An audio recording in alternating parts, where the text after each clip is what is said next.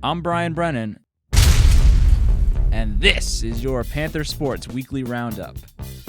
Let's kick things off with women's soccer. On Thursday, HBU would face Presbyterian College. Jackie Kessler started the scoring with this shot in the 20th minute, then broke the game open with another one in the second half. This was the first time in Kessler's 2-year career at High Point that she scored 2 goals in one game. Really pleased with our performance tonight, especially in the first half and the beginning of the second half. I thought we were fantastic. I like the fact that we're creating some great chances. High Point would welcome the UNC Asheville Bulldogs only 2 days later. After HBU gave up a goal in the first 10 minutes of the game, Danielle Shepler scored a goal. Then another. And yet another. All within a 7-minute span to earn a hat trick. To come out and score 3 goals, it was pretty awesome. And it was just awesome, the support from the bench. They were all screaming for me, and my teammates were just so happy and just made it so much more special. Moving on to men's soccer, where the 23rd ranked Panthers visited Rock Hill, South Carolina for a Saturday night showdown with Winthrop University. Sean Sloan struck first for the Panthers with a shot off a free kick from just outside the 18-yard box. Sloan finished the game with 4 shots, trailing only to Mamdi Naipon, who of his 6 shots put 4 on goal and 1 in the back of the net in the 54th minute.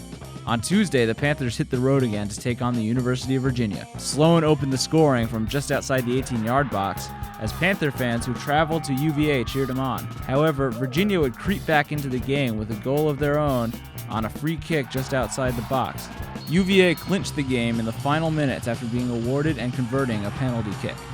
That gave the Panthers their first loss of the season, dropping them to 10-1-1. The HBU volleyball team played 2 conference games on the road last weekend, taking on Radford Friday night and Liberty on Saturday afternoon. High Point trailed early against Radford, but battled back from an 8-point deficit to win set 1 25-23. The Panthers gave up set 2, but pulled away after the mid-match break to take sets 3 and 4 to earn the 3-1 victory. The following day was tough for the Panthers when they took on Liberty, who are currently tied for first in the conference standings.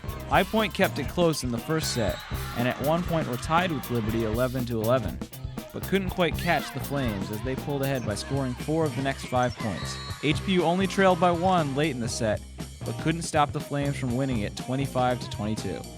After that, the Panthers could never hit the 20-point mark, dropping the final 2 sets and getting swept by the Flames 3-0. Finally, the men's and women's lacrosse teams continued their offseason last weekend. The women hosted 7 schools and played 3 of them on Sunday in their play day, where teams will gather and play in hour-long games. Though score is not kept, teams use it to test their strategies in game situations to better prepare for the upcoming spring season. Coach Boswell used her games to give her freshmen their first taste of NCAA action. I think the most important part about the play days right now is getting the freshmen on the field and just getting them some game time experience. The men's lacrosse team took on Marquette and Colgate on Saturday. Coach Torpy said although the team still has work to do, he was impressed with the group's effort. Felt like the guys played a little inconsistent to start. As the day went on, they got better. I thought the effort was there from the get-go. This has been the Weekly Roundup.